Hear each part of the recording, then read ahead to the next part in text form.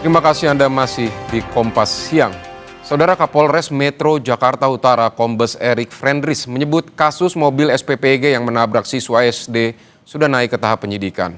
Sopir mobil pembawa MBG terancam jeratan pasal 360 KUHP karena kelalaiannya. Kasus mobil pembawa MBG yang menabrak puluhan siswa SD di Jakarta Utara naik ke penyidikan. Polisi menduga ada kelalaian dalam kecelakaan yang mengakibatkan 22 orang luka. Polisi telah memeriksa 10 saksi. Pasal yang dikenakan yaitu pasal 360 KUHP karena kelalaiannya mengakibatkan orang luka berat atau luka lainnya dengan ancaman hukuman maksimal 5 tahun.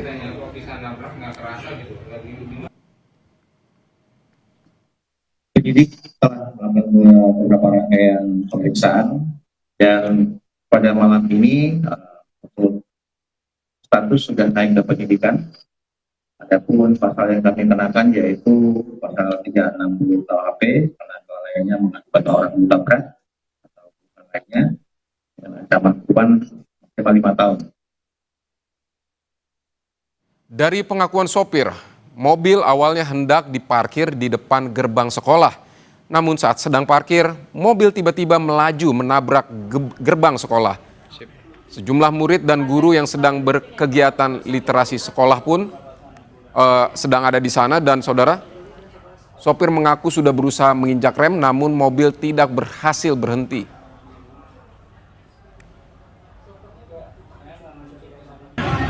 Banyak itu nggak tahu kenapa kalau nggak sendiri itu Pak kabur itu mobilnya iya, kan. makanya pas saya ketemu di itu nggak dapat nah di sini baru dapat remnya gitu dapat iya bukan sampean panik itu gimana nggak panik biasanya juga kan saya parkir di situ udah berarti saya juga jadi dia pulang sini enggak nyangkut nggak kaki sampean udah nggak nyangkut Pak nggak nyangkut. Jumlah korban dirawat di RSUD Koja usai mobil SPPG menabrak sejumlah siswa di SD Negeri Kalibiru, Cilincing, Jakarta Utara bertambah jadi 9 orang. Diketahui total ada sebanyak 22 orang yang dirawat usai insiden sejumlah siswa ditabrak di SD Negeri 01 Kalibiru, Cilincing, Jakarta Pusat Kamis pagi. Untuk korban luka berat dilakukan penanganan di RSUD Koja. Sementara korban luka ringan di RSUD Cilincing, Jakarta Utara. Posko pelayanan juga dibuka di RSUD Koja untuk memberikan update kepada keluarga korban serta jumlah korban yang dirawat.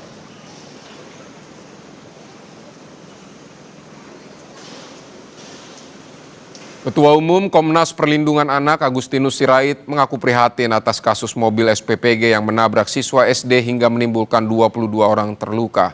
Komnas Perlindungan Anak pun meminta Badan Gizi Nasional untuk bertanggung jawab karena ada kelalaian sistemik dalam kasus ini. Yang pertama tentang kasus ini tentu penegakan hukum. Kemarin sore kami sudah berdiskusi dengan Polres Jakarta Utara.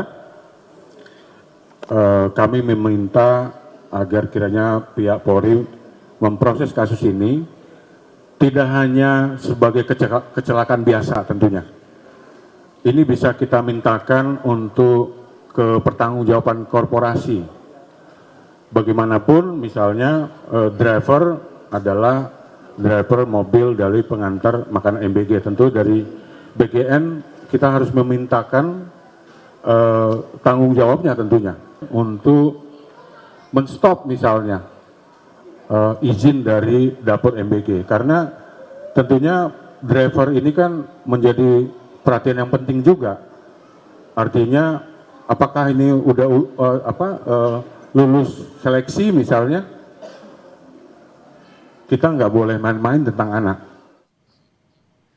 Saudara, ada jurnalis Kompas TV Zevanya Situmeang dan juru kamera Ian Faris yang berada di RSUD Kota Jakarta untuk memantau situasi terkini di sana. Zevanya, bagaimana kondisi terkini korban yang dirawat di RSUD Koja? Apakah sudah ada yang pulang setelah dirawat?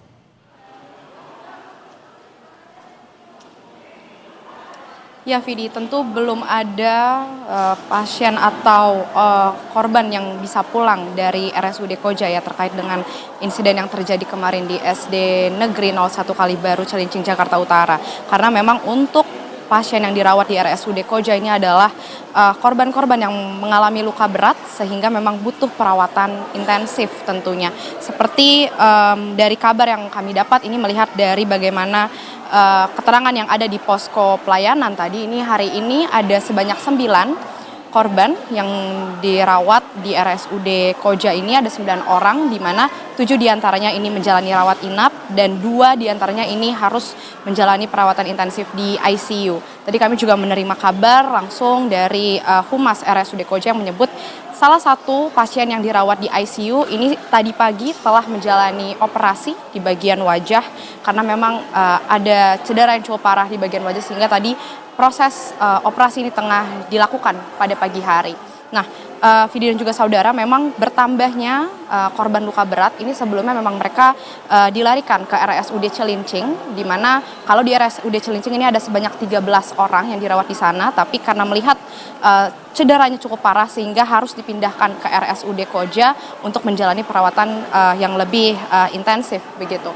Sehingga tadi juga kalau kami lihat dari pantauan kami, seperti yang sudah Anda sampaikan tadi, dari Komnas Perlindungan Anak ini tadi juga tiba di RSUD Koja untuk melihat bagaimana kondisi dari anak-anak yang dirawat di sini. Tadi dari Ketua Umum Komnas Perlindungan Anak, Agustinus Sirait, juga mengaku bahwa ia sudah bertemu dengan siswa-siswa yang dirawat di RSUD Koja ini, dan ia menyebut memang rencananya akan ada 1 anak yang sudah diperbolehkan pulang, tapi tentu tadi katanya harus menunggu lagi bagaimana izin dari dokter apakah memang sudah benar-benar pulang. Tapi tadi ia menyebut bahwa anak-anak ini terlihat sangat bersemangat, memiliki semangat yang tinggi untuk bisa cepat sembuh, dan tadi dikatakan juga dari Agustinus ini menyebut bahwa anak-anak ini dirawatnya digabung di dalam satu kamar, sehingga ini menjadi salah satu trauma healing pertama yang bisa diterima dari anak-anak yang menjadi korban, karena katanya berkumpulnya anak-anak ini bisa menjadi penguat satu sama lain begitu ya, untuk mereka bisa sama-sama sembuh. Tapi tadi tentu yang disampaikan juga dari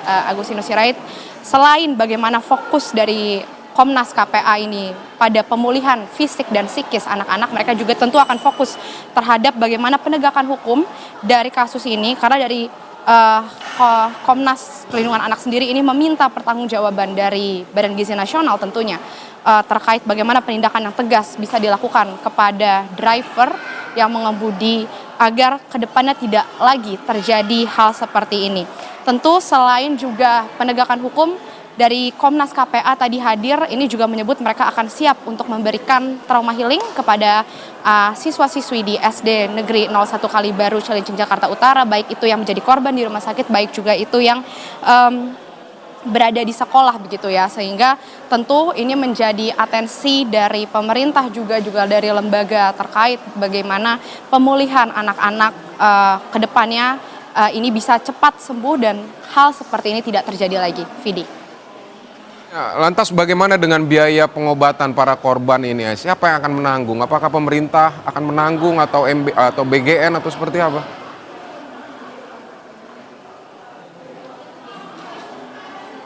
Ya, tadi juga kalau kita melihat kemarin Wakil Gubernur Jakarta Rano Karno ini juga tengah menjenguk korban-korban yang ada di RSUD Koja, dan ia juga menyebut bahwa akan menanggung seluruh biaya perawatan dari korban yang dirawat di rumah sakit, baik itu RSUD Koja maupun RSUD Cilincing begitu ya.